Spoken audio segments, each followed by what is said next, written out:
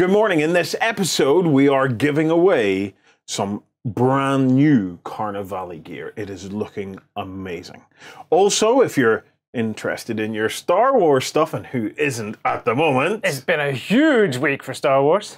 Well, we're going to be talking about our Salute coverage next week and the massive, the amazing 28mm Assault on Hoth game and board that we're taking to Salute. So guys, stay tuned. Let's get stuck in. Progress comes to a world of magic as science and the arcane combine to make marvels. Meet steampunk inventors and orc mystics at the Volsung Hub on beastsofwar.com. In a world controlled by massive corporations, a steady aim and split-second decisions are needed for your megacon to complete its goals.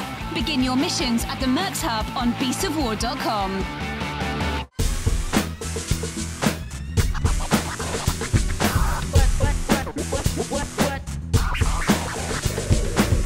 Good morning, it is Weekender time. I am joined by Justin! Morning, guys. And Lloyd. You'll notice that Justin has been... You sound so dispassionate when you say, and Lloyd. Wait, Yeah, just before we get on to Justin, whatever you're going to say. Yeah. Don't start this. When you say Lloyd, let's Don't just forget. say, I'm going to go right there, stop butchering my name! I'm going to make myself a little sign that says Lloyd. Well, because everybody calls you Lord. Lord! It's like all the right letters, but in the wrong order. Typos everywhere. Well, Justin, can I say you're looking mighty fine there. Justin has trimmed his little beard. He's starting to tame it's that not, untamed Brazilian that he's been growing on his face. First up, it's not little. Yep. Second, I was tired of biting into a burger and getting a mouthful of hair. Actually, earlier in the week, I had Done loads. date right here. I had loads of beard. Yeah. And I No, this is loads of beard. Well, I tried to make myself look like Mr. Selfridge from the TV show, Right. and I just looked like some greasy guy from the 80s. It was horrible. Justin, The Justin, mustache look is at... actually getting... Yes, you can twist it. quite Look long. into this camera, right? Now, stop that. Stop that. Okay, now give them that little smile that I like. You know, the one with the side there. That's it. Just look how razor sharp that top lip is. No, it's just so cute. I'm sorry, I was tired of biting into my food and getting hair. You're a beaver. You look like I know, a beaver. I know it's a small woodland creature living on my face. Shut up. Anyway, Onward! Star Wars! Shinies! thank you for joining us this morning. This is the last episode of The Weekender. Until the next episode of The Weekender, which isn't taking place next weekend because we're going to be live blogging Salute 2015. Now, we say we're going to be live blogging. Our hope is to be live blogging Salute 2015. It all very much depends on the internet availability at the Excel Center. Because... Are you going to faint? Are you going to faint? Do you want to faint? I got a quote through for the connection charges, the internet connection charges at the Excel Center. Right? If we didn't use wireless, and wireless can be a bit ropey for us, so if we want a wired connection, you could get a wired connection for £200 for the day for a 1 megabyte line, now in here we tend to use... Wait, you're retracting and going raising your eyebrow. Wait till you hear. Yeah, in here we use 70 megabytes. Yeah, that's pretty standard. So the highest they've got's a 50 meg line anyway. So I'm willing to bet something ridiculous in the grand. Like a grand? In around that number, let's say, for a giggle. It's £12,000.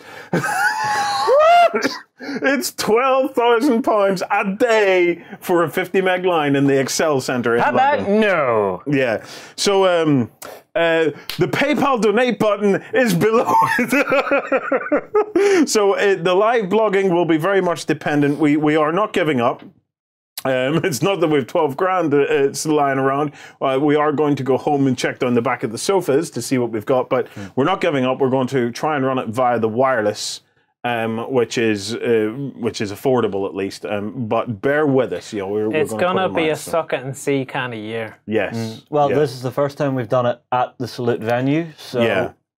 Now, we've done updates before from Salute, but we've never done updates on the scale that the live blog demands.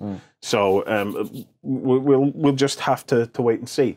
At this point, on the topic of PayPal buttons, we are also doing a Backstager meetup on the Friday night before the event. So if you're a Backstager, stay tuned for tomorrow morning's Weekender XLBS, because we're going to be putting out all the details of where that's going to be and when to come along. We're inviting some industry guys along as well. And we'll bring a few games. And teaching you the secret handshake to get in. Teaching you the secret Beasts of War backstage handshake. I don't want to learn this, Warren. No. You've had it done to you so many times. No. You've always been No. You've always been asleep. No. So, if you fancy it, why not come and join Backstage, and you can get access to all the huge amount of extra content and stuff that we have in Backstage. But also, we'd love to have you along to the Backstager meetup. We keep it for Backstagers because, well, it's the only way to kind of keep these things kind of manageable. But if you're interested, please do come along. Join Backstage tomorrow, and we'll be putting in the details of that meetup in the show. Just before we get any further, will we let them know we've got some guests on the show? Yes, we do. So coming up in the show very shortly, we have the winner of our second Game Designer Challenge competition. We ran a Game Designer Challenge competition. The Game Designer Challenge is something we do on Beasts of War throughout the year, okay? The first one we ran was in October last year, and it was a Halloween Game Designer Challenge. We did a challenge for creating a kind of a horror Halloween-themed game.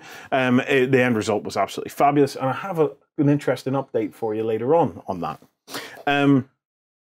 A couple of months back, we ran the Game Designer Challenge again, this time to design a Battle of Hoth, an Assault on Hoth participation game.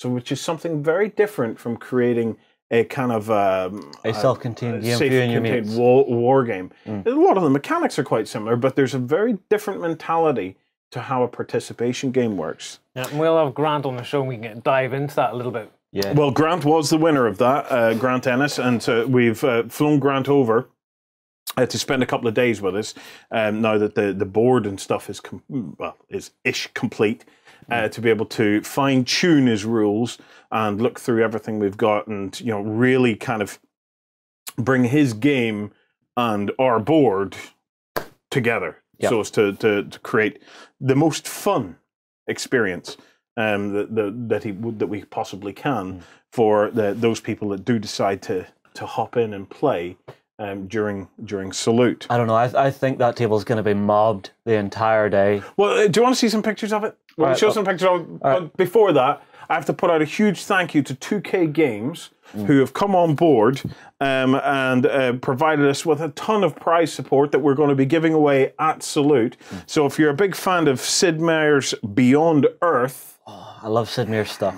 If you love Civilization, this is one to look at. Well, we have a load of copies of Beyond Earth that we're going to be giving away as spot prizes at the Battle of Hoth game, and I might give out a few myself as we're wandering around doing all the live blogging. So a huge thank you to 2K Games for that. It's that was a way above and beyond the Call of Duty. So it'll be great to give that stuff away. So there's another reason. If seeing the Hoth board and getting a game in wasn't enough, now you could also win yourself a top-notch video game. Yep. Before we jump into the Salute stuff, are we going to tease people about all this junk that's sitting here? Oh, no. Leave them in confusion. I don't think anybody's confused, repulsed, disgusted. Saying, you dirty brutes didn't even tidy up after yourselves after a cup of tea. Having a wee tea party before it started. You have to fuel the machine to do these shows. If you're interested in finding out what all this clutter is and how we've been invaded by little raiders, stay tuned for later in the show when we're also joined by the magnificent David Esbri. Oh, yeah! Right. Before we get Grant on the show, let's talk a little bit about the Hoth board. Okay? Well, it's been another epic week of working on the Hoth board. And it's been another board where Lloyd has put his blood literally into the table. Yes. They're stabbing himself again. Yes, but in my defense, it wasn't the stupid stab this time. I stabbed myself last time because I thought he was up grabbing me by the butt. So what did you think was happening this time? Nothing. It was just. Was it Kristen this time? Nothing. Do you need to talk to someone? Did Kristen do something? No, it's just we're building this arch thing for the door, and I have to get cut out at really weird angles. And you put the hand down to support yourself, and you're carving, and then slip, and then it gives way, and you nick yourself. There's absolutely no way of avoiding little cuts. I stabbed myself, and my historical friends out there are going to love me for this one. Right. I stabbed myself with a pin vise. Okay, and Lloyd ran off to get a plaster, and he came back, and I said, I didn't need one. He says, why? I said, super glue, because apparently that's what super glue was invented for, was closing wounds during the Second World War. I remembered that historical fact. Was it the Second World War? I thought it was Vietnam. So did I. Oriskany, if you please, comment. Pants! Pants! Deny! Well, whenever it was bloody invented, it was invented for closing wounds. Yeah. So I used that. I have never, ever had anything that has worked as effectively as putting a drop of super glue on top of a cut. It just congealed and set immediately in a big red blob. And a wee bit later on, I peeled it off, and it was completely healed underneath. How is that even possible? Well, like the way the super glue cures, doesn't it take moisture out of the air? Yes. So all the blood just went in and cured it immediately. Well, it dried it out the area. Well, you know what to do. Next time you're trying to build some kind of fiddly model, and you know that model where you've got it just about right, probably an infinity model, and you're building a tag, and then next thing you let go and you go, it's there, and the arms fall off, right? Next time you get it there, and you just get a little bed of nails, and you dab your fingers on it and go, sprinkle, sprinkle, sprinkle, sprinkle, sprinkle, and let the blood cure the thing. Or if you're like every other normal person in the world, you'll go get some activator. Smarty pants. Anyway, I'm going to get myself a chainmail glove. Yes. Like a Shamo! Shamo! Shamo! Let's not start this. We're going to weird places this morning. Right. We have pictures of the Hothboard. Yeah, like to show them, so we've been working on this for a while. It started with we had to source the miniatures. Yep, we had. So we've been pulling in miniatures, and we've received donations of miniatures from all over the world, from as far afield as Australia.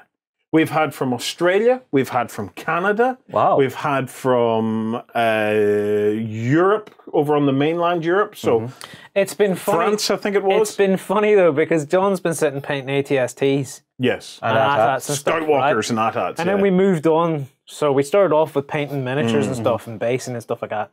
And then we moved on to actual construction of the table, and John's thinking, stress levels coming down. Yeah. It's all the ATSDs done, and we're laying them out and going, that looks great. Next day, another box arrives through the post, because it's been in the post for weeks. Yeah. The stuff that came in from Canada had been in transit for about 7 weeks. Wow. I was really panicking if it was even going to reach here, but it did reach here, and it was absolutely necessary. We needed it. It completed the entire project. I'm so over the moon.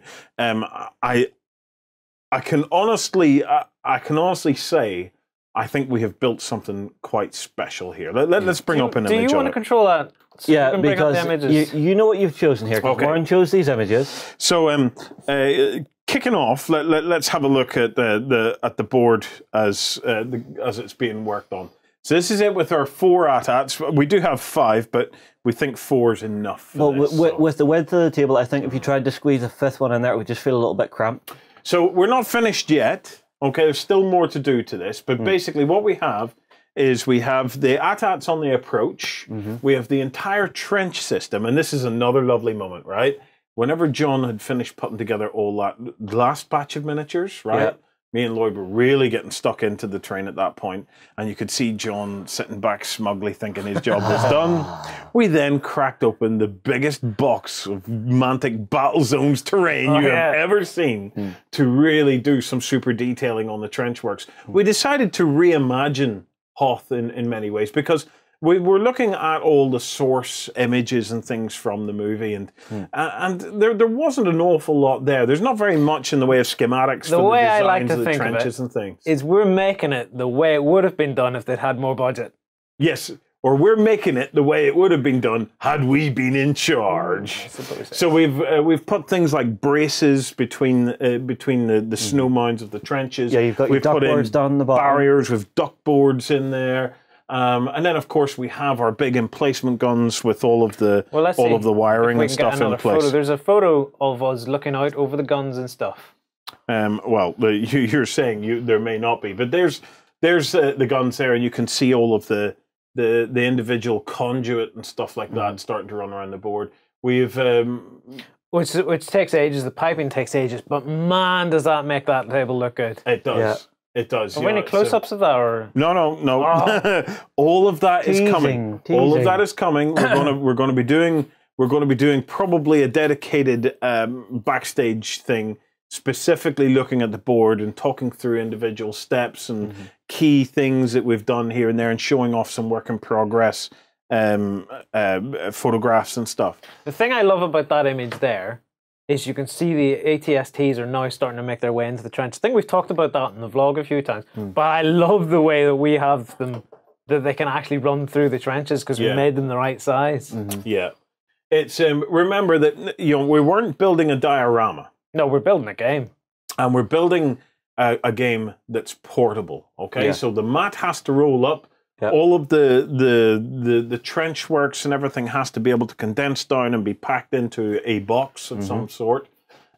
So, if we were building this as this is a different kind of gaming table than what we normally do. Because what we normally do is like the Warzone table. Yes, big, heavy, fixed. Big, heavy, fixed 8x4 table where everything's glued down, everything's permanent. You can do all sorts of texture and stuff like that. This time, we had to build something that we could easily compact down, move around, and take, because we're hoping to kind of take this on tour a little bit over the course of the next year or so. So we've had to make a lot of different design decisions than what we normally have done. But the end result, I've got to say, is blowing me away. And can I just say that Mantic Battlezone stuff? Flawless. I think you guys will be massively impressed with what we have done with that, because it was very easy with the Mantic Battlezone stuff to just think in that cube type thing. Everything's corridors and things. But we were able to take a ton of it and just integrate it into this this board, and you would swear it was meant to be there. It looks like Star Wars stuff. It's I was really, really over the moon with how well it turned out. Well, we're using it inside Echo Base as well. I mean, on the topic of Echo Base, okay, so here we have the AT-ATs up onto the approach. You can see Echo Base there. You can see some of the snow speeders with the big arch that I've put my blood into. Yeah, coming out. Why don't we have a look inside? This is what Echo Base looks like inside. So if you thought that we didn't even go to the levels of sorting out Echo Base, there all it I'm going to say is... Well, we have lighting kits in there for us. Well, that's what I was going to say, you gits. All I'm going to say is... Result. We have lighting kits in there. Result. Yes, we even went as far as installing LED kits into Echo Base. So we have LED lighting built into the hangar bay for the snow speeders. Which we will have a little bit more about in the vlog next week, I think. Yes. Because we have been working away on it. Or is that out? Yes, if you come to backstage, either there's a vlog has went out or is going out that where we're talking about the installation of the lighting kit. But as you can see here, we have lighting. We've even installed an LED kit into the back of the Millennium Falcon to cast an image, or to cast which looks light. good, but in this photo it doesn't do it justice. Is there a different angle, or is that it? Do you want to see something that does it a bit of justice? Yeah. Have a look at that. So there's Echo Base in all of its lit up glory. It's all the lighting out the back of the Falcon isn't really to make the Falcon look good. It's to make the ice wall behind it light up. Correct, because sometimes when I know that when we're building a gaming table or a diorama, we install the lighting kit into the Falcon that if you lift the Falcon out, it doesn't look good anymore, okay? Yeah. But the Falcon is not meant to be lifted out unless I'm running around salute with it going, which I probably will do at some point. Do you know what? There's the big queue to get into Salute. You should just grab the Falcon and run around. Just run around the queue. Oh, come and see our table! Oh! So I have to follow just behind the Falcon, catching it as you fly with it? That's it. But why we installed it, we installed the lighting kit in the Falcon to reflect up into there's a kind of a walkway on Echo Base, which is here. Yep. Okay. Now it has its own lighting and stuff installed, but we wanted the Falcon to have its kind of rear kind of engine type lights beaming up onto it as well. Here you can see more of the battle zone stuff. Yep, more of the battle zone. And we also have stuff from, I can't remember the name of it now. What's the Battle Systems? Battle Systems. Yeah, Battle Systems card terrain. We had some of their sci-fi card terrain, so we put a little bits and pieces of it in there as well. Oh, the Falcon's still being painted and finished, by the way. So you kind of see on one half, it looks a lot better than the other half. Yeah. It's going to get done. Now, up on this side here, we have the control room. So you can see the control room even with a window that looks down into the hangar bay there. So the whole concept is, and we will find out from Grant in a little while when we bring him on the show, is that there'll be different kind of skirmishes and things like that taking place all over the table. Okay? If you want to have a quick look of what it looks like looking out of Echo Base, there it is. I love our X-Wing that we have in this shot. Yep. That's a little Bandai kit. Yeah. It's that's Luke's X-Wing because he has to get away, otherwise he ain't getting the Dagobah. But here you can see the snow speeders making their way out and off towards the AT-ATs. It's, I gotta say, I'm just such a fan of how all of this has turned out. We've all got sucked into this image. I'm just sitting here looking at him. You know, sometimes it's just worth taking a moment just to have a look. And then finally, our last little touch just for this particular set of images and for our test this morning when we were having a look at it, we had to have a little Luke who's jumped out of his snow speeder and is going to kick some butt in an AT-AT. Okay, right. We're going to take just a 2-second break. When we come back, we're going to have Grant on the show because I want to talk to him about the rules, introduce him to you guys, and get to grips with what his plans are for Salute.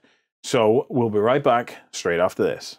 From Viking halls to the cities of the future, terrain buffs will love our foreground hub.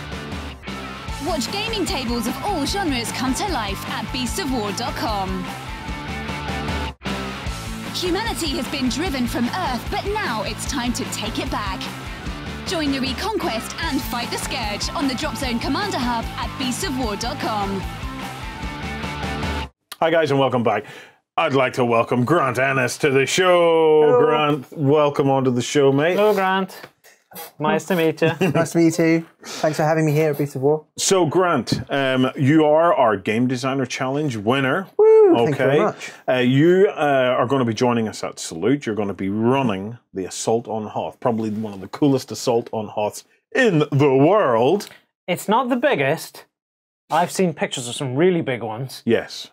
But it's probably one of the coolest. I haven't seen many done at 28 mil. I've seen a few that they've not been great. They've been very ropey, in fact.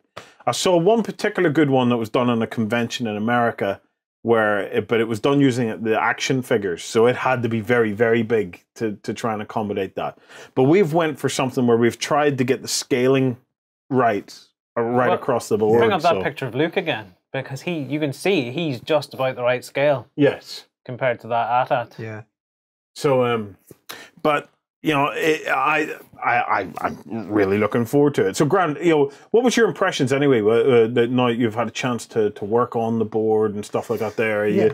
You reckon it's coming together? Yeah, definitely. It's good to get actual games in on that huge board with everything there, and to get other people's feedback as well is really, really important, because all those ideas you have about the little mechanics start coming together a lot more, and you can start to tweak little bits here and there, and start to make it feel like what you want it to be, that kind of original idea of how you wanted it to play out starts to take a lot more shape. So. Yeah. One of the things I think your visit's been great for is you've been chatting to David Esbri during the day, and I've been listening to you guys, and I've been listening to you changing stuff to make the game feel more drop in, drop out sort That's of. right, yeah. Because it's different to writing a rule set for a traditional war game when you're doing an exhibition game. Yeah, that's right. It was actually tricky at first to get that transition from a fair, balanced war game between two sides to something that's a lot more kind of fun, exciting participation. People jump in, have a bit of a narrative moment with a part of the fight, and then walk away with memories. It's something I like to call arcadey. Yeah, it's trying to take a war game and make it more arcadey. It's like recreating Swiv. You know, awesome. It's that thing that, you know, that somebody at Salute can come in, punch in their 10p's. Hypothetically speaking. So if you want to pay me, but if you want to pay in 10p's, that's fine. Yeah, but punch in your 10p's, have a game, and then go off and do some shopping again. You know, exactly. It's that whole the ability to create a game that people can come in, do their bit, and then leave, but the whole flow of the battle continues and moves as the day progresses. Yeah. It's no easy thing, Grant. You know, no, it's not an easy thing, but a lot of work's going into it, and I'm getting a lot of support, as you say, from Dave Esbri, from you guys, and that's been great in kind of helping it come together. The arcadey thing's a great way to look at it. Yeah. Because I'd love to walk up, take command of some speeders, possibly blow up an AT-AT, and if I did, feel epic for the rest of the day. Yeah, exactly. Joe, I didn't win the battle, maybe, but I blew an AT-AT. Yeah, exactly. Yeah. You can go home and go, I blew up an AT-AT. Boom. We'll have to have cameras on standby because, you know, people will say, I blew up an AT-AT, I feel epic. But as part of the Game Designer Challenge, for anybody who isn't aware, we also, you know, it's not only about creating a game, we also have a mentoring component to it as well, where we ask somebody in the industry to work with our chosen game designer to provide them a bit of mentoring. You know, that might be mentoring on the game. More often than not, it's talking to them about the industry and things that they can do. And it's an ongoing thing. You know, it can last as long as we need it to last. But it is, if you're ever thinking of hopping into one of our game designer challenges, it is a very worthwhile thing to do. In fact, definitely. Our last winner, Kedrick, got in touch recently, and Kedrick has now scored himself a contract with a publisher. So Kedrick has had a game now picked up by Atlas, the creators of Gloom, and is going to have one of a future project now published by Atlas. Now that seems like a really good fit for him too. Yes, with the style of games that he makes. Now, I'm not saying that's as a result of the Game Designer Challenge. It's not that, but I don't think the experience hurt. Okay, I don't think the whole experience of it and the exposure of it hurts. You know, it's nobody gets to where they're going by just one thing. It's always a whole collection of time and things that ultimately can get us to where we want to go. Grant, I want to take you through the board, and we'll talk about some of the kind of the highlights that you're working on. We know everything's all subject to change until the big day itself, but there's that sexy man taking photos. There's Grant himself. So the board is kind of like three zones. Yeah, that's right. We've tried to make 3 different parts of this whole battlefield. At the far end, you have the AT-ATs that will be engaging with the snow speeders as they race up the board. In the centre, we've got a huge morass of fighting in trenches, and then at the back, you can see Echo Base. Back there, you've got real desperate skirmish fighting between the rebels and the kind of invading Imperial troops, as the rebels are just trying to get out and get an escape. We're expecting Vader in the 501st to make an appearance potentially up there. Yeah, I mean, you know, they were there at the actual Battle of Hoth. I think it would be rude not to have them there, but you know, I don't want to give away all the surprises. It should be in one of the photos of the inside of the base. No, we'll save that. That's a secret. We'll save that. We'll save that. So, starting at this end of the board, Grant. Yeah. Okay. Obviously, we have what for me is the highlight. You know, it's I love him. I can't think of anybody on the planet who doesn't love him.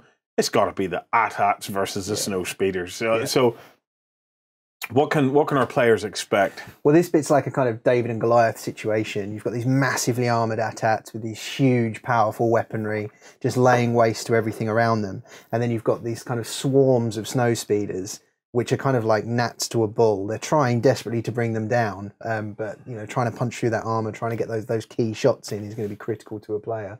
So that, you know, the pilots are going to have to be keen manoeuvrers. They're going to have to use their head as to what kind of flight path to take.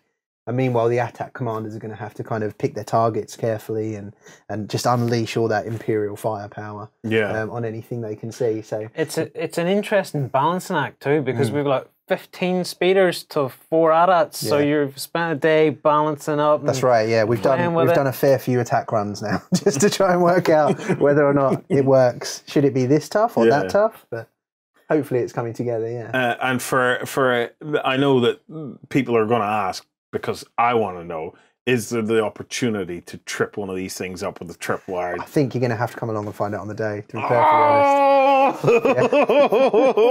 Yeah. Okay, so moving more towards the center part of the board. Yep. This is where the hardcore fighting is going to be taking place. This is the kind of like knife fighting part. This is the up close and personal stuff where you're going to have the snow troopers encountering all those rebel commandos, and you're going to have the real close quarters scrapping, you know, and it'll be kind of real desperate maneuvers, trying to get reinforcements in areas to bolster parts before other groups come in and attack, and choosing your targets, and yeah, really kind of up close and dirty fighting amongst all the troopers there. And also trying to resist those ATSTs as they come wandering in. Those scout troopers, the scout walkers, you know, you don't see much of them in the movie, but you can imagine the devastation they would cause if they got into the trench system. And we've designed this trench system to specifically encourage that. It's exceptionally exciting. For me, this makes our game. Because others do like 2 trenches. Yeah. And they focus on the movies very much the AT-ATs versus the speeders. Yeah. And in that bit, whether they've invaded the base and they fly away, there's some shooting and stuff at the trenches, but you don't really see an actual fight as such in the trenches. I think that is what really brings our board to life. Yeah, it is proper life and death, this bit. Yeah. I suppose if I were a flight commander of a wing of snow speeders, Grant, if I were on my way to try and take out the AT-ATs, I don't think there's anything stopping me from maybe trying to take out 1 or 2 ATSTs on the way. Definitely not. No. I mean, any canny pilot's going to, you know, fire a few lucky shots off as he passes. Yeah, so maybe there'll be some merit in not just going full throttle to the AT-ATs and hanging back, and maybe doing a strafe over the top of some snow troopers. Or, you know. You've got to be careful, because if you slow down for that bombing run, an AT-AT's going to pick you off. So yeah, the rebels are all about protecting these turrets in the trenches. They want to keep the turrets because they're fearsome, those turrets. You know they're going to be cutting through AT-ATs. Something just occurred to me while we're sitting talking, right? We can dump this idea if we wish, but if you shoot a snow speeder and it's about to crash, what if we introduce a dice roll to see if it does like a barreling thing and smacks into... Or like a crash landing. Smacks into an AT-AT or a load of troops or something. Because I remember you mean like a kamikaze kind of? I remember the movie seeing them spiraling around. Yeah. Well, that's how they destroyed the Super Star Destroyer, wasn't it? With an A-wing crashing into it. So we create a rule called the last act. Well, if you want to see if that made it to Salute, you know what you're going to have to do. So that's this part of the board, and then we, of course, we still have fighting and stuff to go on in the middle. So we've got like we've got troops and stuff. Yeah, all the rebels versus the snow troopers. There's and who knows, a wampa or two might make the what's that hairy thing right at the bottom? Now, moving on up, we of course have Echo Base. Now, Echo Base. Oh. Who's that crept in there through the back? Who could he be? 1 second. Yeah. So in Echo Base, we there's going to be some really interesting gameplay taking place in here. You know, early in the day, there's kind of be more of your infiltrate type stuff, maybe, and then later on, you know, you are looking at proper skirmish battles taking place in the hangar bay and up in the rest of the.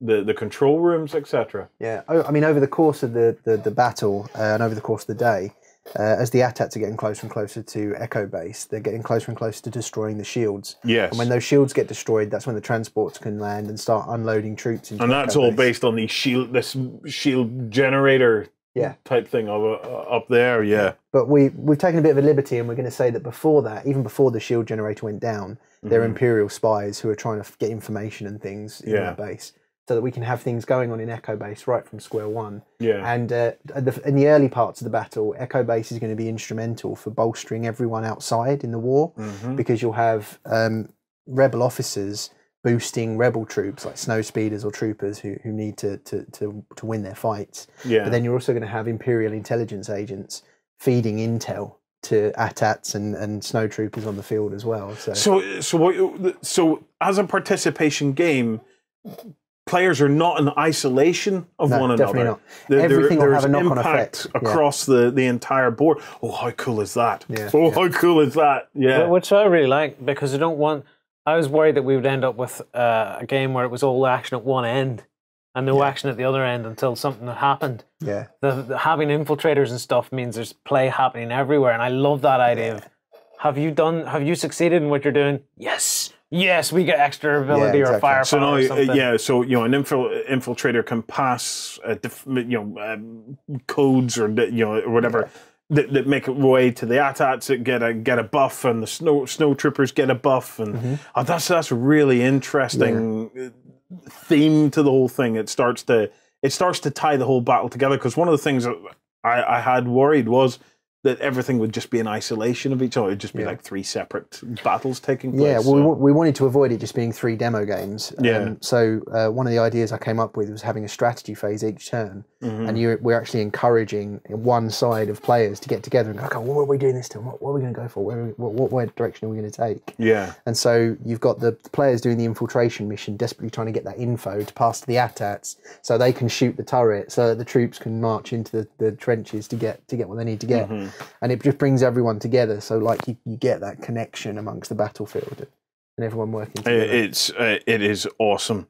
I just want to bring up the last kind of 1 or 2 items. So we also have some of the key characters themselves. We have Leia, Solo, Skywalker, the R2D2, and C-3PO, etc. Do we think that there might be something in this for them to do? We have built the South Passage, by the way, the Tunnel of Love for Leia and Han Solo to go and have their moment.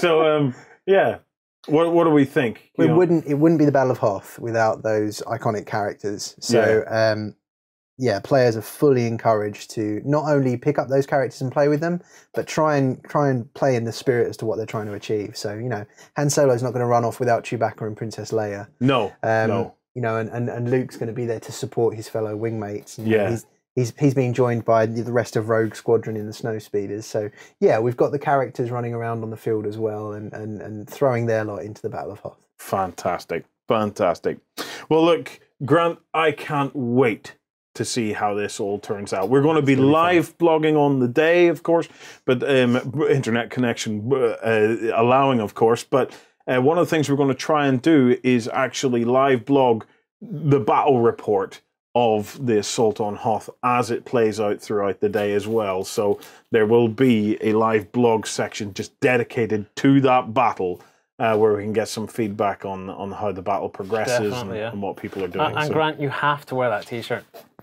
My Empire Strikes Back You have to wear that T-shirt. See, both of them are wearing Star Wars T-shirts today.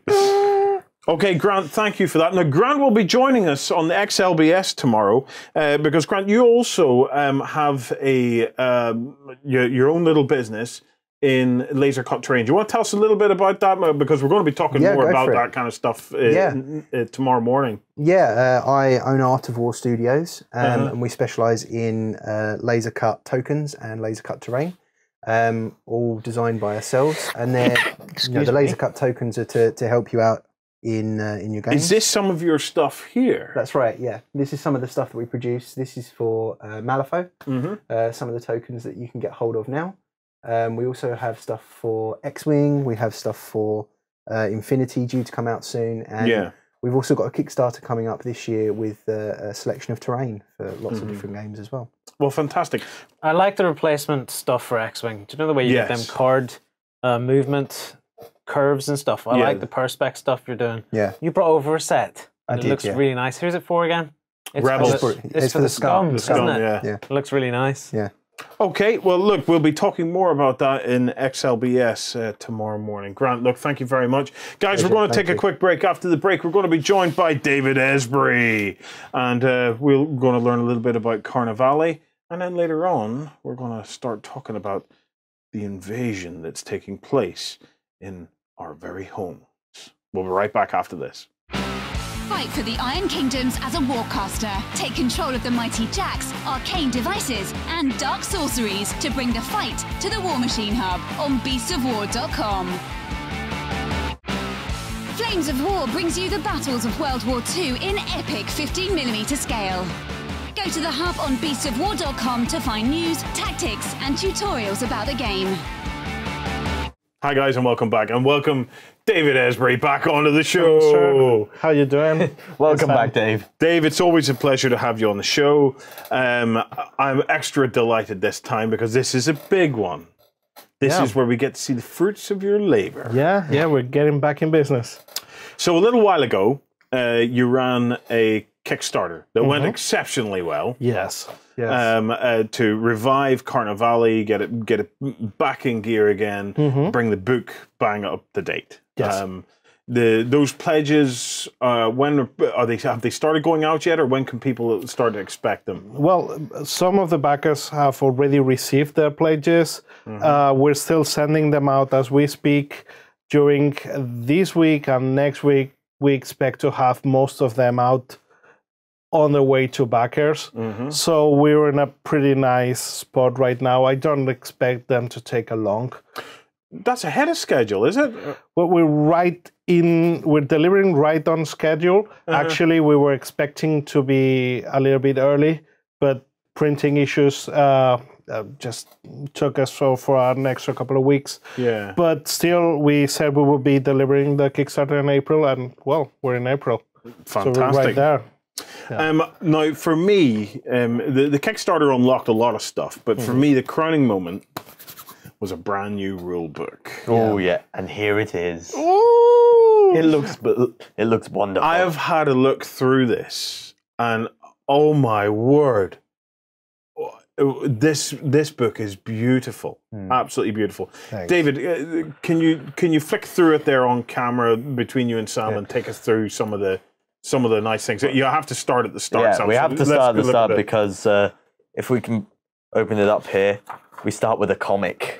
Yeah, that was one of the stretch goals that got unlocked on that crazy last weekend of the Kickstarter. And I was so happy to be able to just explore Carnevale in comic format, which is like one of my biggest passions. And as an artist, I had the chance to work on that.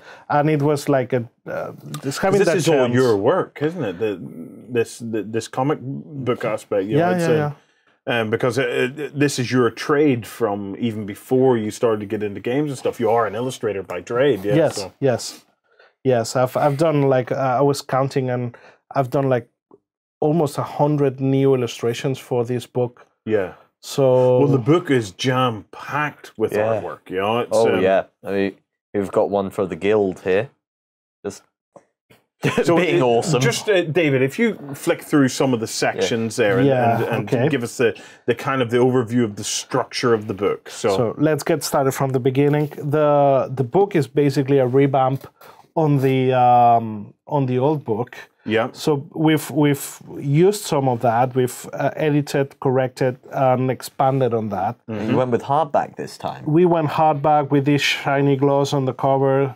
And well, the first section you're gonna get after the comic is basically the what we call the weaving the tapestry. It's the background of the game. Yeah. What's going on in Venice when the rent in the sky exploded and changed the world as we know it.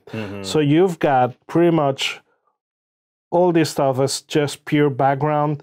What the Venetian Empire was like back in the day, when the Rent in the Sky manifested, how the ways of people, how do they behave, like something like women had that, how do you call that thing? The fans. The fans. Yes. Yeah, there was a whole language with that thing. So we've got that here. Some people see that almost like a role-playing game sort of fluff. Yeah. Yeah, that's one of the things I always really liked about Carnevale. It's got a great fluff that draws upon so many different aspects of popular culture, but it's also got this strong feeling of factual history surrounding it. Well, for me, this game is the closest you're going to get to a role-playing game mashup with a tabletop game.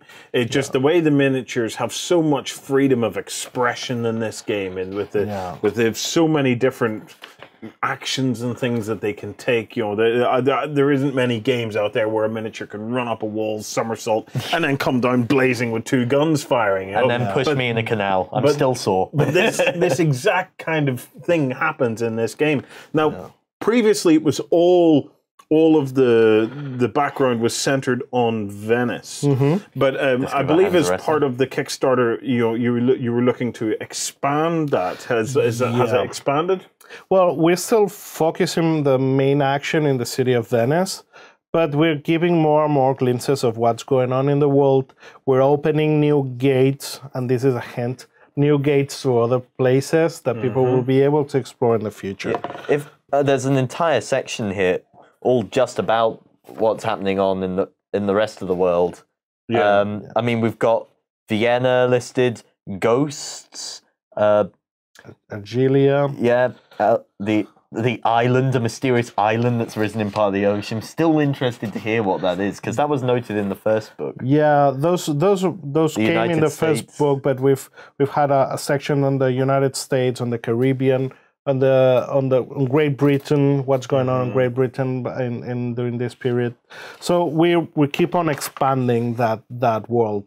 But it gives you incredible expansion from the perspective of where this game could go now that you have the foundation in place. So after the fluff then, David, what do we have? We have the rules then. Yeah, we're going to have the rules here. And what we've done is we've cleaned the old book, the old rule set. We've made it even more dynamic. We've looked at each one of these rules, and the question to be asked was, can we make it more dynamic? If the answer was yes, all right, then that's what we've done. So we've done that. We've added a few more spells, more magic items, make it more cinematic as much as possible. Yeah. It's all very clearly laid out as well. The layout of the book is very, very sharp. It's I don't want to pour scorn on the previous book, but you can see the experience and stuff of you guys in this book now. It's such a big step up, even from where it was before. Yeah. Well, it's funny because I've done many books in my past life, but I'm receiving a lot of commendations on the layouts of the Carnevale range. So this is something that's good. So after all of the rules, what's the next kind of section of the book? So the next section, it's campaigns. So as you know, Carnevale is a very narrative game. It's not just pitching armies against each other. So people can see. Yeah. It's not just pitching your squad against mine and just kill the crap out of each other. No, it's the exploration of a story, isn't it? Yeah, exactly. So the original book had 1 campaign, 5 adventures. Yeah, it was the Black Shard, wasn't it? Yes, and it's here again. So, but during that time, we've had new stories and new campaigns that we posted on our website, including the Starvation campaign that was played globally. so we decided to include all of those in the book again. So and we also we wrote 2 new campaigns into the book as well. So we moved from 1 campaign to up to 5, 6 campaigns. Yeah. So there's a lot of gaming in this book. So you have many hours of gaming in this single volume. Yeah. It also is a good thing to have that volume of campaign narrative built in there, because it gives you more to base your own campaigns off. Definitely. You know, if somebody has created 1 campaign, that's fine. But if you're not used to creating campaigns and you're using that as a template, it'll start to become, you know, fairly narrow. But if there is a lot more in there, it gives people a lot more exposure to campaigns to start expanding their own gaming. You could foreseeably string together all the campaigns in this book, get a massive series going. Yeah, like something really big. But actually, I would really like to encourage people to write their own campaigns and submit them to us, so we can make them available to all the Carnevale players out there. Yeah. Because the more the more campaigns there are, the better for everybody. Absolutely. Yeah. After the campaigns aspect of the book, then, David, where does that take us? You know, do we start to get into each of the factions? Is there much background information for the factions in this one? From here on, you've got all these many pages of faction information. Wow. So that's basically each character in the book's got a whole lot of fluff, and then its rules. Yeah. So this keeps on expanding the universe of Carnevale. So we've got the old favorites like the Guild. Just beautiful. Here are 2 good ones for the Guild. Yeah, the Guild, the Doctors of the Ospedale, the Patricians, and the Rashar. They're all here. But thanks to the Kickstarter campaign, we've added 2 new factions into the game, which is the Vatican and the Strigoi. Yeah. And they all have brand new units, brand new characters for you to play with. Stop. Yeah. Stop. What is that? I want one of those. Gotcha. That's a Carcharos Rashar. Yeah, That's a Sharkarosaurus. You know, we knew you'd be happy when we spotted Oh, this. I am so over the moon. How cool is that? Yeah. That is the ultimate Sharkarosaurus. Is the model for that ready yet? yes, it's done. It's cast. This was the last model to be here. unlocked in the Kickstarter. Yeah. Oh, wow. That is the coolest Sharkarosaurus I think I've Pretty ever big seen. model too. I believe we've actually got this guy still in the studio somewhere. The what's he Morgrau Rashar. Yeah. Yeah, that He's was massive. a really that big is model. a huge miniature. Yeah. Yeah, and yeah, well, there are these 2 new factions. Of course, there are new models and new characters for each of the old You ones. have some of the new models and stuff with you, but before that, you have another version of this rule book, haven't you? Yep. For people that might want to just like dip their toe in the game. So here's the kind of like the mini pamphlet version. Yeah. So now this is just the rules. Just it's exactly the same rules. There's no rules missing or anything. No. It's just the rule system is in here. I mean, we as a house policy, we have all the rules available for free for you to download. So people could download the rules today. They can go there today and download it. Download these. But there is the opportunity for them to pick up this little mini rule book so that they can. Yeah, it's going to be a very inexpensive product. If you just can't be bothered to print everything out, we've done it for you. It's just clean black and white text. You've got all the rules handy. If you don't want to go to your gaming club with a heavy hardback book, you can have this as a supplement to that, and it's very where can convenient. they get this? Is this something they're likely to be able to find in their stores, or where do they get it? Yeah, we're actually at this moment we're getting ready to go back to stores. We're talking about in the next few weeks, as soon as all the Kickstarter orders are out, we've already getting in the orders from our distributors. So it's just a matter of 2-3 weeks, hopefully, so we can start to roll back into stores. So if you guys are interested in having any of these, make sure to ask your store owner. Yeah. about that. Go down to your local friendly gaming store and tell them you want to get some Carnevale stuff in, and for sure that it's a beautiful looking product. We've got some of the new Carnevale stuff. This, Yeah. I have to see. So It's all been repackaged and everything. It looks fantastic. right. So what have we got then? Well, first let's start off with one of the gifted, the Foreign Spy. Mm-hmm. I think we've got some images of her there, all Yeah. painted up and looking beautiful. Okay, so let me just see where this is. Weekender 96. Would you believe we have our 96 Weekenders? Close to our 100. Mm-hmm. So here we have her. Wow. Yeah, this is been painted by Joan Carles Ros, which is a fabulous painter. And if you can get like the front shot, you're gonna see the amazing detail he's had on the vest of the girl. Even the stripes. Yeah. Yeah. So that's a beautiful work of paint job. And yeah, this character was unlocked thanks to the Kickstarter as well. And yeah, I mean, this is going to be one of the first new releases for the Carnevale range. And we also have some other images. Are these repaints? Are these new paint jobs on these? Yeah. Yeah, I mean, we asked Juan Carlos to update the old paint jobs that we had on the classic models, and now they look just fabulous. That's just I unreal. love that noble, the patrician. I have these ones as well, which are just beautiful. Yeah.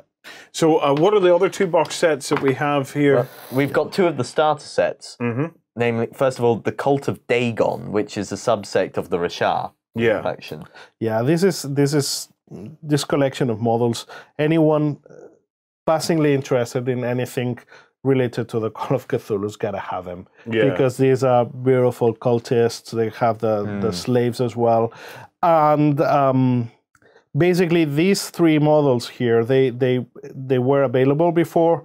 Now we're launching the slaves, but we decided to pack everything together as it makes sense as a unit. Yeah.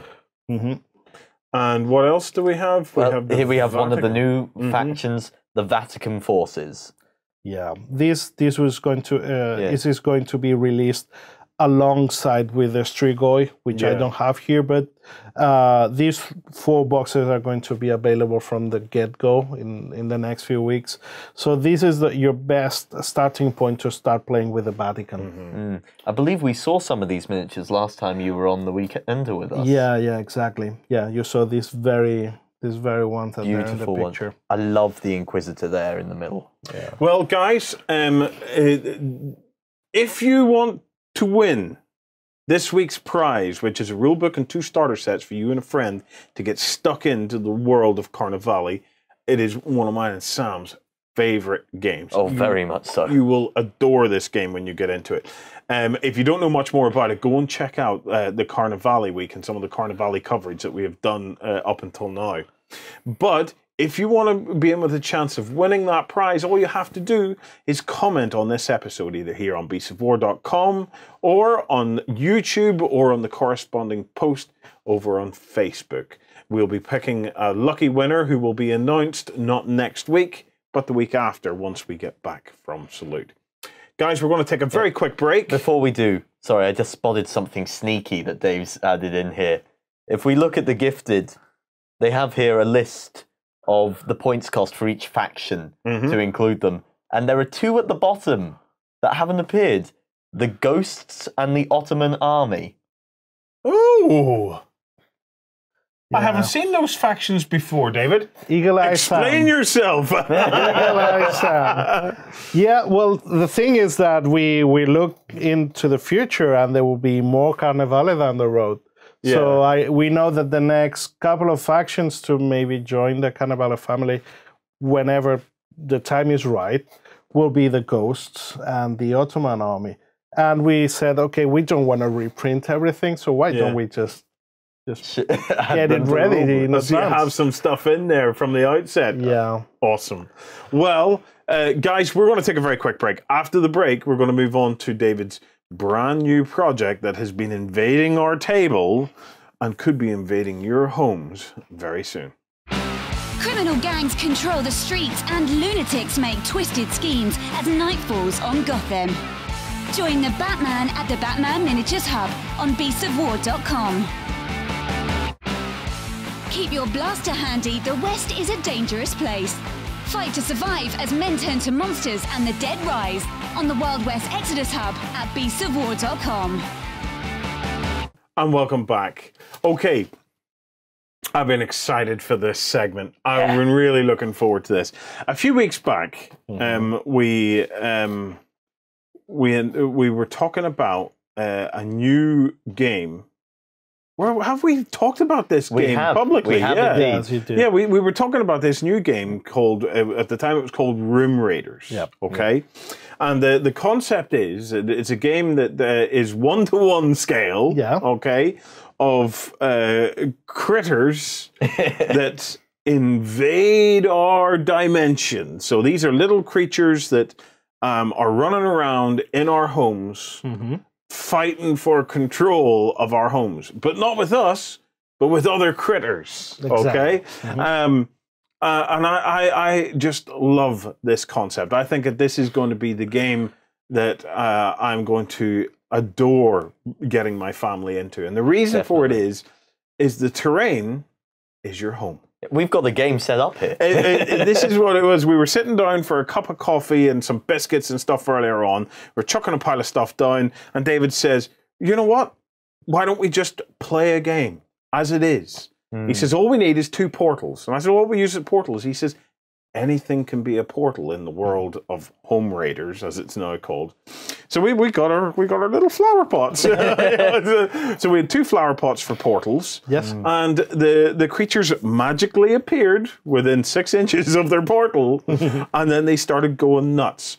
Guys, I'm telling you, we've recorded a little demo of this that we'll be putting out soon, but it basically goes along the lines of there were some Lilliputians who were taking on some gremlins, and the gremlins were pushing biscuits out of the way with a Lilliputian standing on top of the biscuits to go and get a key. The Lilliputians were jumping over the top of the biscuits to try and stop the big gremlin from getting the biscuits. Getting the key. From getting the key. He dragged off the key. They ran round behind him and shot him in the back. And you'll have to wait and see what happened. It was I don't hilarious. think he liked it much. I don't think he liked it much. It was fabulous. It was absolutely fabulous. It was a fun game. Great. It is the new game from Vesper-on Games. We're hoping, beyond hope, you bring this to Kickstarter soon. Yeah. But you've brought in some sculpts and some models to show us off. And here we have some in the flesh, folks. Here we're introducing some of the gremlins. Yeah, again, these have been painted by Rossman, by John Carlos Ross, and he just brings the light of these miniatures. And what we intend to put out in Kickstarter hopefully in just a few weeks is like a starter set box, and that's what we played with earlier today. We used the contents of that box, and that gave us enough meat to play like a full-fledged game. Yeah. It was a fun game, wasn't it? Yeah. So we're gonna put out that starter set box with 2 whole factions, the Gremlins and New Lilliput. But hopefully, if you guys decide to give us a hand with that, we can push this game forward with a lot of new models for these factions and many others to come. We're going to have to get virtual sheepdogs to try and run around Kickstarter and beastsofwar.com and round up as many people as we can to all dive in together on this, because I want to see these other factions come to life. The other factions you named are great. Now, the Gremlins, I have to say, they're my faction of choice. Yeah. I love these little gearheads and their ragmen. I mean, look at these guys. They're fantastic. So the basis behind these guys is these guys pop in and out of our world through little portals, and they've become addicted to technology. They first appeared around World War II, with taking bits out of aircraft engines. It's shiny, it's complicated, I'll take that. Now they attack washing machines and TVs and everything else that they can get their hands on. They're tiny things that technology breaks around. They're essentially me. I so want to play these guys as well, David, because for me, this could become the ultimate family game in our household. The reason for this is I love the idea of, in the evening time, Savannah maybe get up a little bit older. I have some ideas of how I could play this game with her, even at her age of 4 at the moment. But even Andrea and myself and Savannah and Manny and baby Max, we just play this on the bookshelves. These guys could be climbing up books and making their way up the bookshelves. I want to do little craft projects with Savannah where we build our own portals. I have a ton of old electronic stuff, like old routers and stuff like that. I'm going to crack them open. I'm going to get my Dremel out, and I'm going to cut little doors into circuit boards and things like that. Oh, now that would be cool. And have little gremlin portals that are made out of circuit boards. I could just... I'm set alive by the possibilities of this. You were telling me about how you had this idea for the campaigns. The whole idea is that they're fighting for the control of the space in your home, and the campaigns would be in each room of your home to control that home. You can draw a little map, a little schematic of the house with every different room in it, and you keep playing games with your friend or your family, and whomever ends up controlling more rooms in the house owns the house. Yeah. So, and whatever after effects comes from being infested by gremlins, that's on you. Well, one of the great things about the game, as I've seen it today, to this point, is it ticks a few boxes that I know Andrea specifically is going to be very fond of. One is nothing dies in the game. They just get sucked back into their portal, where they get charged up again, and they can come running back out. There's no bad guys in the game. They're all effectively good guys. They're just doing their thing. These are just little dudes that just want to be doing their thing. It's whatever it is that motivates them. Motivates them. There's no overarching sense of evil or nastiness in it. It's a fun, enjoyable game, but there's so much difference in the factions that you can see why one faction, get out of my garden, get out of my bookshelf. This is my bookshelf, not your bookshelf. Well, Dave, why don't you tell us about the 2 factions that are appearing in the starters? Yeah, well, we've seen the gremlins so far, as you said. They love to take away little pieces of our technology, of our machines. So when your house gets invaded by gremlins, that's when your TV set stops working and your fridge breaks down, and then the washing machine and the dryer, and everything seems to come one right next to the other. I've had weekends like that. Exactly. So, so we've already seen the gremlins. And New Lilliput is basically these guys. They came across a human being long ago, and they say, "All right, that's odd. Let us investigate on that." This is Gulliver, eh? Yeah, exactly. So they started putting all their resource and science into that, and basically, since they're tiny, their life cycles, they happen faster than ours. So in that same amount of time, their technology is way much more advanced than ours. Right. So they live to 70 years old, but they do it in a time space which is only a few years for us, but they accomplish the same amount as would be accomplished in 70 years. Yeah. So their whole technological development is accelerated. That's why they look Buck Rogers. They have a whole kind of Flash Gordon kind of look about them. I love it. Yeah. But we've got a couple knocking around on the table here.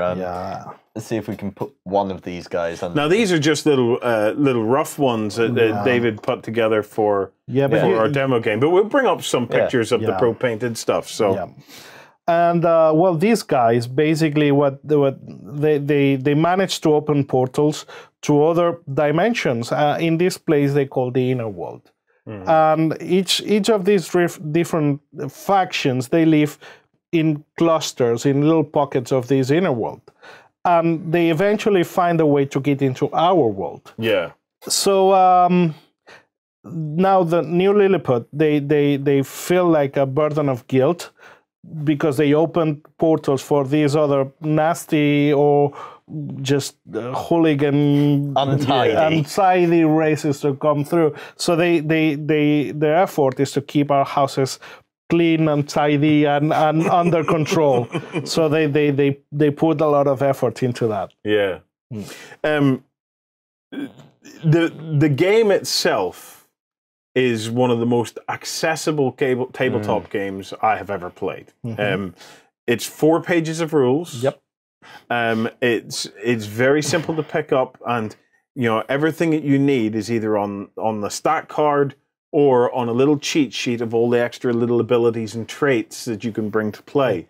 I never once felt limited, or even though there's a simplicity there, I didn't feel limited while we were playing the game. Yeah. But there is also so much opportunity for growth of the game, of where you can take it. Yeah. And it's got a spectacular dice mechanic in it that just works so well. There's a lot of dice thrown in it. There's a lot of successes in it. There's things that just bounce off each other, but you don't get that sense of frustration in this. You just get that sense of, come on, you can do it. Yeah. I mean, as a designer, I try to boil down the essentials of a miniatures game. And basically, any miniature game is a system for movement and combat. So trying to break everything down, boil it down to an essence, and have something that's very accessible. It's gonna leave a good taste in the mouth of a veteran player. Yeah, it's that beer and pretzel game that you can crack open in just in a breeze. You don't even have to set up like a whole table full of buildings or anything. You can just play on your desk. So, or with your beer and pretzel. Or your beer and pretzel. On your beer and pretzels. Yes. But also, I mean, looking at the state of the industry in a way, I thought it could do good to try to expand our players base. So if we can get this game to new people, if you've got brothers and sisters or cousins or your own children, it's a really nice and easy way to get them into the hobby. Yeah. Now, in terms of the models, you've been very smart about the models. The models so far are all single piece metal models, so there's no assembly or anything like that. It's I particularly like this for this style of game because I can see myself playing this with my children. Yeah. And I drop models, so they have my genetics, so they're going to drop models. I don't drop models, I drop them a bit. The thing is that on the base set, we want it to be really accessible. So if you can just get the model, stick it on the base, just play away. Yeah. I notice you've gone for translucent bases as well. Yes, of course, because these guys are going to be fighting in different environments in your house. So it's only natural that you can see through that base. The base, it's just something that you need to have in order to keep the miniature standing. Yeah. But other than that, if you don't feel like basing these models, you don't even have to. Yeah. I mean, you're not going to be flocking these miniatures, as is the standard practice. So yeah, see-through bases is the good way to go for them. I love the whole concept of one-to-one scale, that what you see is actually as they are. This is them in real life. So anything that you create for them, you're creating at that scale, and but everything else is exactly within scale for them. It's just blowing my mind. It's blowing my mind. Now, obviously, you're working on the Kickstarter at the moment. I know you have some awesome ideas and stuff that you're hoping to take this bigger and bigger. If you are a family gamer or any way family inclined, please keep an eye on this one. I will be there because it's just. I think that families are going to love what's in store for them on this. I think it's going to be very, very cool, especially when some of the other factions appear. Can you tell us a little bit about some of the other factions? Yeah, I'll let Sam play with them because I know that he's been enjoying them. I was having a read through all the fluff. Yeah. Well, first of all, we have the freeloaders, who are these little rodent-like guys who they're kind of like the borrowers in that they come and just take our stuff and repurpose it so they've got like needle swords and stuff like that. Yeah. But they like to reorganize our things, but in their own chaotic way. So they're the reason why when you turn around, your keys are never in the same place you left them. Yes. Then there's the fair folk, who are like the pixies and the fairies and the Tinkerbells, who are all about nature and potted plants and the like. Yeah. They're the ones that cause moss to grow everywhere. Yeah, I mean, when these guys control a space, then your garden just flourishes on its own, and your plants, unlike my place, because all my plants die immediately, but they just seem to sprout out of nowhere. So yeah, that's what they do. And finally, we've got the Lords of Dust, who at first I thought, I'm not so interested in them. It was just, their world is really polluted with dust, and they found our world, and they've just gone perfect dumping ground. Yeah. So that's why big balls of dust can be found underneath your things. At first I was like, not so fond. Then he told me what they look like. Yeah, they're going to be looking like, in a way, like Egyptian-style penguins. So yeah, the thing with the looks of the game, this is something that I wanted to pay special attention to it, to make it nice and accessible again. And just keeping the distance in mind, my idea was, what if Pixar hired Hayao Miyazaki, the Japanese Studio Ghibli guy, to design a game for them? So that's the approach I'm taking for in terms of design for this game. Well, I've got to say I'm excited. I think there's a cultural reason why I'm excited. Obviously, we're based over here in the island of Ireland. We have a long tradition of the little people. My grandfather used to terrify me of stories of the leprechauns down in the garden. Wow. We have a thing over here called the fairy tree, which there was one where I grew up. There was one that grew at the end of the road as you left our estate, and they actually had to build the road around the fairy tree, because in fairy trees, the tradition is that if you destroy or try to cut down a fairy tree, you die. Wow. And apparently, at least 2 men died trying to cut down this fairy tree. These stories are all over the place. Yeah. There's a story of a guy who got out of a lorry during the development of the estate and said, I'll cut that thing down, got out, lifted an axe, and dropped dead on the spot. Then there was another one near a mine down south where the developers were just like, okay, we're getting rid of the tree.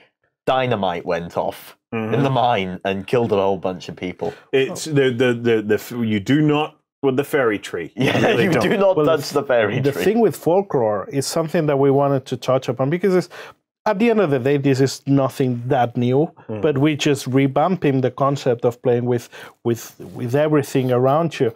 But the mythos and the mythology behind each one of these, the gremlins are directly influenced by World War II gremlins. Yeah. So we're gonna have this Kickstarter exclusive model. They even have this little technician kind of look about them, in their little jumpsuits and stuff. So the miniature we're giving out for free as an exclusive for the Kickstarter. It's a gremlin dressed up with an RAF uniform, like a British pilot. Oh, fantastic! Yeah.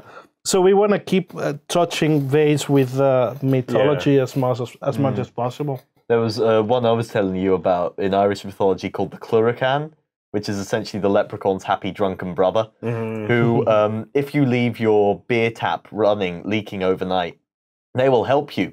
They will shove their own bodies into the beer tap to stop it leaking and drink it while they're there. Yeah, we have numerous reasons to love this type of game. So who knows, maybe someday we might even see our little leprechauns maybe making an appearance via a portal of their own. David, please keep us posted on the progress towards the Kickstarter. And you guys, we will keep you posted as and when we hear more about it. Okay, I'm going to take 2 minutes to announce some winners. winners. You'll know that last week we gave away a mighty prize of a Warzone, where winners were going to receive a rulebook and 2 starter sets of their choice. We had 5 winners in total over the course of the weekend. I'm going to announce the 3 from the public front stagers, and we have Sikirko from the Beast of War website. On YouTube, we have Christoph Babylon, and on Facebook, we have Kathleen Evans. Congratulations, guys. Please get in touch, fill in the prize claim form, and we will get you guys put in touch with Warzone, get your stuff sent across to you.